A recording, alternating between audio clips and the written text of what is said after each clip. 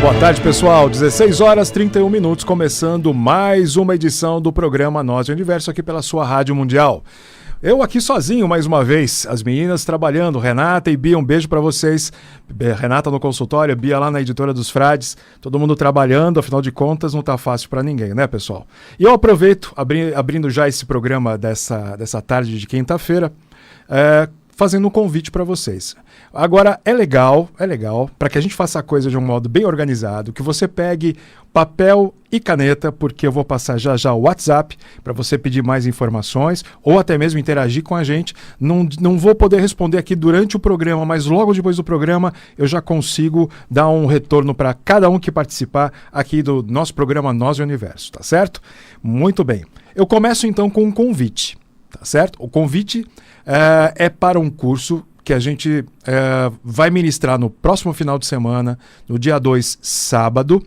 Esse curso versa sobre a preparação, o treinamento dos interessados em fazer autoanálise e também se prepararem para fazer a autoprogramação.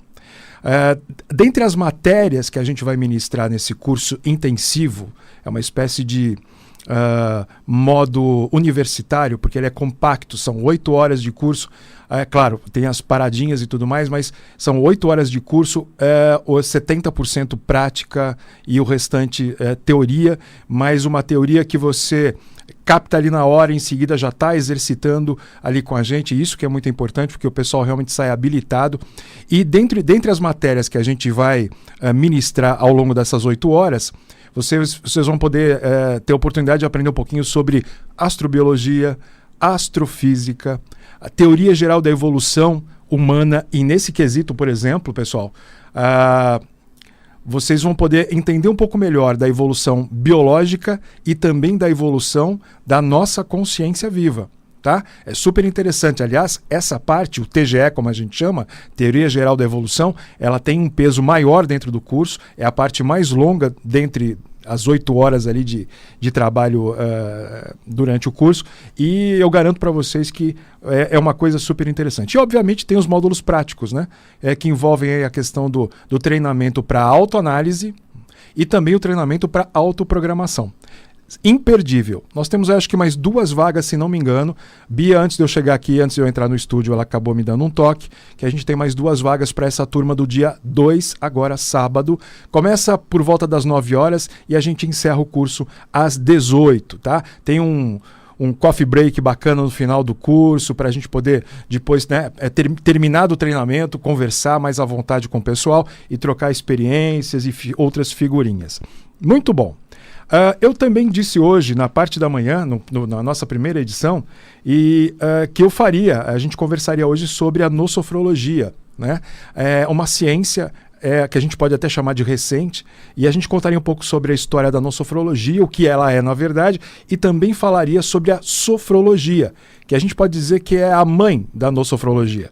Isso tudo porque o nosso ouvinte, o Renato, lá de Louveira, um abraço para você, Renato, mais uma vez, pediu há algum tempo para que a gente discorresse sobre esse assunto, porque ele parece que conhece um pouquinho sobre isso e gostaria de ouvir um pouco mais sobre a nossa visão a respeito dessa ciência. Então a gente vai começar agora o programa Nós e o Universo falando um pouquinho sobre a sofrologia, que seria, na verdade, como eu acabei de dizer, a mãe da nossofrologia. Como eu disse que são ciências mais ou menos novas, né, recentes, eu devo dizer a vocês que na área de ciências, essa coisa do recente, ou do velho, do antigo, ela tem uma outra, é muito relativo, é tudo muito relativo. Por exemplo, a sofrologia nasceu nos anos 1975, 76 e teve aí como cabeça, né, como organizador das ideias dessa nova escola da medicina, o doutor Alfonso Caicedo, um médico espanhol extremamente interessado no cuidado, né, em cuidar das pessoas de uma forma cada vez mais profunda. Era aquele tipo de médico, para vocês terem uma ideia, que não se conformava em simplesmente ministrar remédios para curar coisas que ele já sabia e entendia naquela época que eram da alma, eram da psique do indivíduo e tudo mais. Então ele ficava sempre muito reticente e foi buscar, junto a colegas que tinham mais ou menos o mesmo entendimento, uma nova forma de enxergar o ser humano para poder tratar melhor do ser humano, né? E foi aí que então nasceu a ideia da sofrologia, tá certo? E eu vou já dizer para vocês por que chama sofrologia e por que chama também nosofrologia. E na sequência, perto dos anos 1979, quase virando para 80, aparece aqui no Brasil o Frei Doutor Albino Aresi, do Instituto Mensana, graduado em psicologia, psiquiatria, sociologia, enfim, uma cabeça, e que se inspirou no trabalho do doutor Alfonso Caicedo, o espanhol, para transformar a sofrologia, que ele já achava interessante, né, o Frei Albino, e transformá-la em algo ainda mais profundo. Para vocês entenderem um pouco mais do que trata a sofrologia e a nosofrologia, basta eu dizer para vocês que não basta, não tem como a gente tentar ajudar o nosso semelhante se a gente não conseguir, de forma nenhuma, enxergar através dele. Ou seja, você tem que buscar entender os aspectos que transcendem o ser humano. Então vamos imaginar o seguinte: chega lá uma pessoa com um problema gástrico no consultório. Então, de repente, você olha, vê a pessoa tem todos aqueles sintomas, e você então entende que, ok, tem um problema gástrico. Mas o que gerou o problema gástrico? Alimentação? Pode até ser. Além da alimentação, tem mais alguma coisa que possa estar interferindo nisso? E aí é que começa, então, o raciocínio sofrológico. É quando você para perguntar para a pessoa que está ali na tua frente, sendo consultada, o seguinte: escuta, qual é a tua religião? Do que você gosta? Como é que é a sua vida? Qual é a tua estrutura familiar? E daí vai. E quando você tem realmente um quadro mais completo acerca dessas informações, aí sim você tem um quadro, você tem uma visão tridimensional do indivíduo. E tendo essa visão tridimensional, as chances de você liquidar não só os sintomas e o problema físico, como também a raiz desse problema, são imensas. Então é por isso que nós utilizamos no nosso consultório, por exemplo, a nosofrologia, que em termos cronológicos é a versão mais recente da sofrologia, conforme a gente acabou de explicar, tá certo? Então é por esses ângulos que a gente costuma trabalhar e tratar do pessoal, mesmo que a questão seja aparentemente física, a gente sabe que as coisas na verdade funcionam sempre a partir da psique humana. Então a coisa como é que fala o outro? O buraco é um pouco mais embaixo. E agora, para matar a curiosidade de algumas pessoas que também perguntaram sobre a composição do nome, que todo mundo acha o nome engraçado, sofrologia vem do grego. É a abreviação da palavra sofronidzem. O sofronidzem é caminhar ao equilíbrio das paixões. Então, entendam aqui que paixões não tem o aspecto do amor, não é bem aquela questão do amor, mas tem a intenção com a qual a gente sempre fala: nossa, fulano é apaixonado por ciclana. Ok, então é essa intensidade que a gente carrega para as outras coisas, para as outras áreas da vida e chama de paixões. Até você já deve ter visto e ouvido alguém dizer assim: olha, vai passar hoje na televisão A Paixão de Cristo. Você nunca se perguntou por que usam esse termo paixão? Pensem, é por causa disso, é por causa da intensidade com que Cristo, por exemplo, viveu aqueles momentos e deixou aquela marca, né, indelével na raça humana. Bom, então, é o caminhar ao equilíbrio das paixões, é o que significa a palavra sofronidzem, de onde nasceu a palavra sofrologia, utilizada então pelo doutor Caicedo, o médico espanhol, nos idos dos anos 70. Certo? Agora, nosofrologia. Nosofrologia ganhou um prefixo, ganhou um NOOS aí, para justamente, também vem do grego, demonstrar e lembrar a todos de que a a vertente ou a dimensão espiritual da pessoa também faz parte do campo ou da área do diagnóstico quando alguém precisa de ajuda. Então, é algo que você também precisa investigar.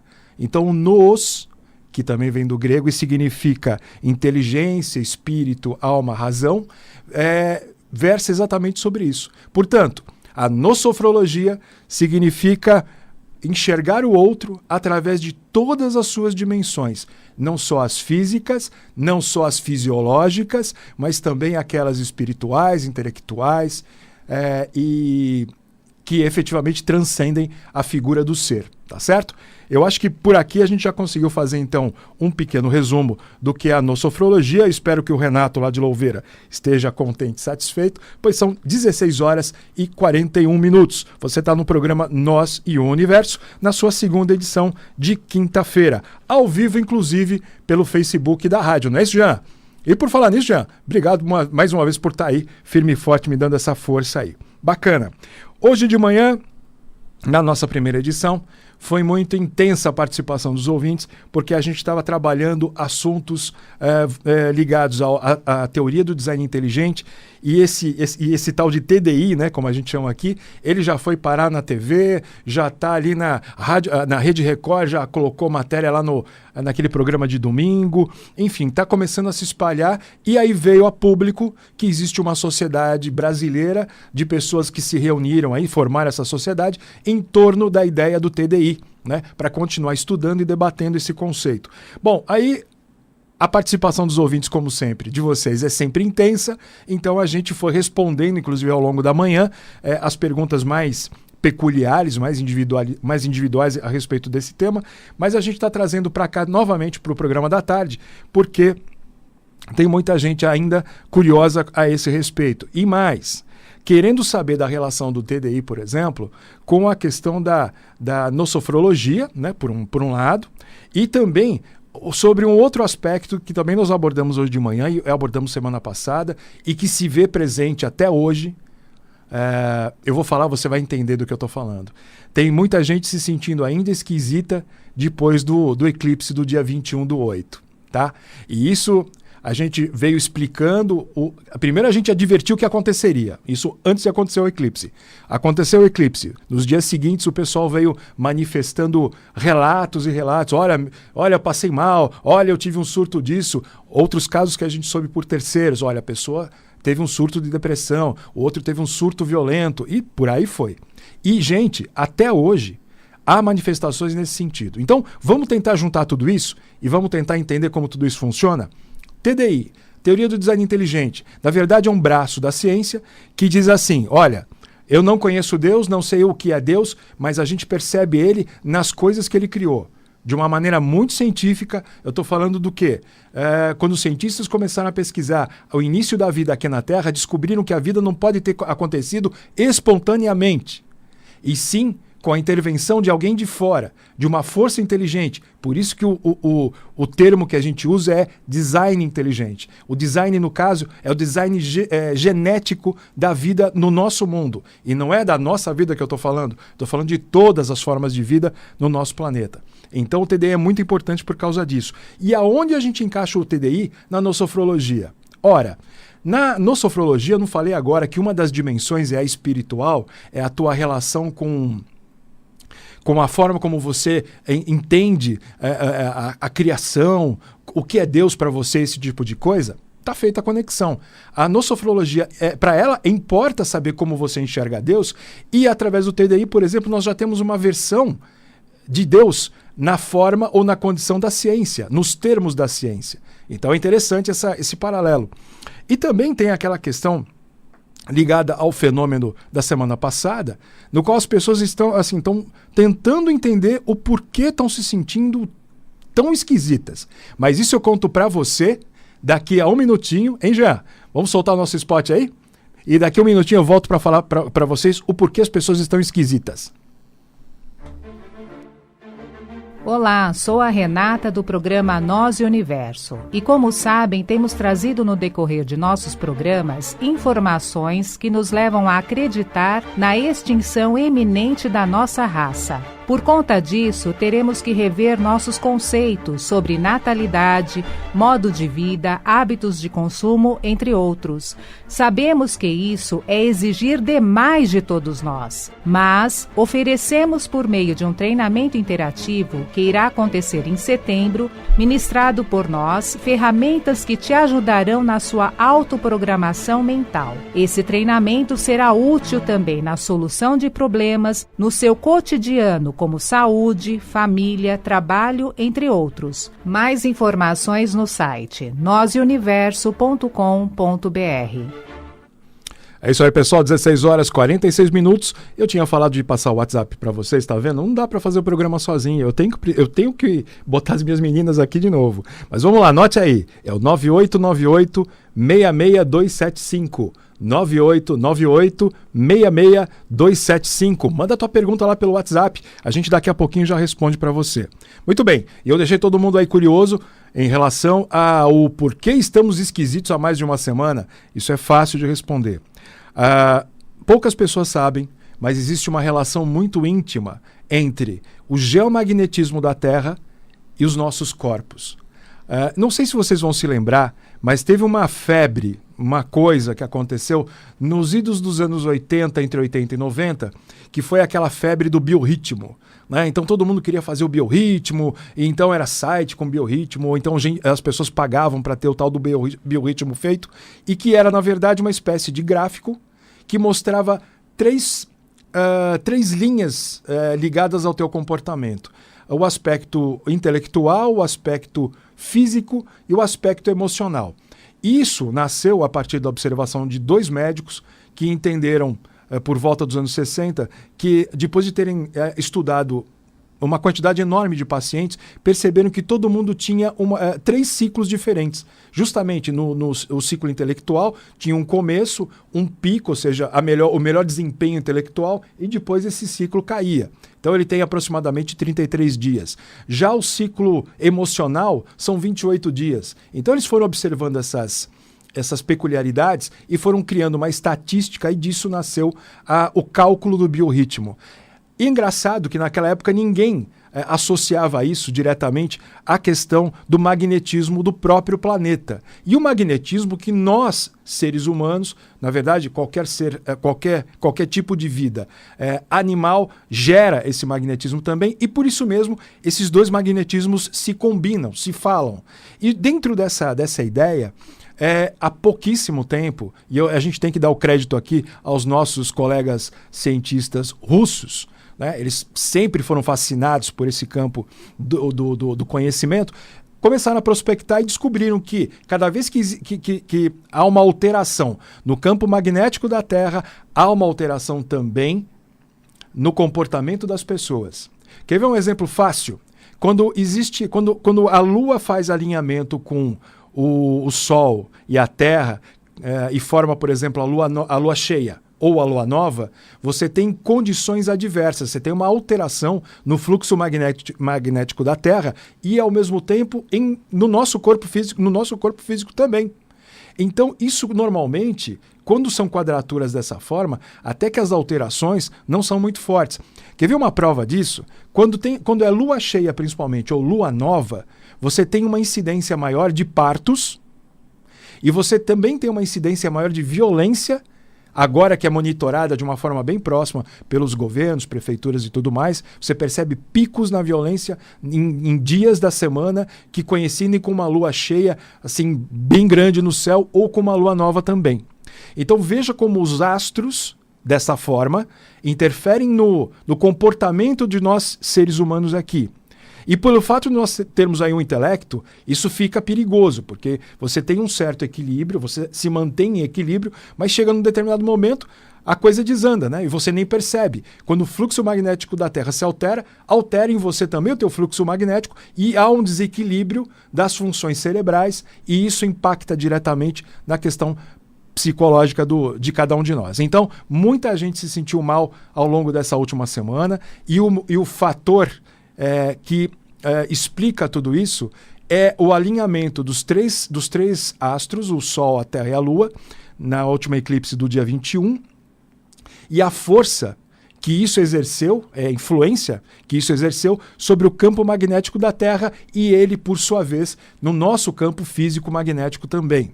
É claro que uma vez nós a gente entrando nesse desequilíbrio, tudo quanto é força ou energia psíquica presente no ambiente ou até mesmo no planeta passa a nos influenciar, passa a mexer conosco. Portanto, houve relatos de pessoas que ficaram extremamente mais sensíveis, choravam por qualquer coisa ou se enervavam por qualquer coisa e não tinham explicação para isso.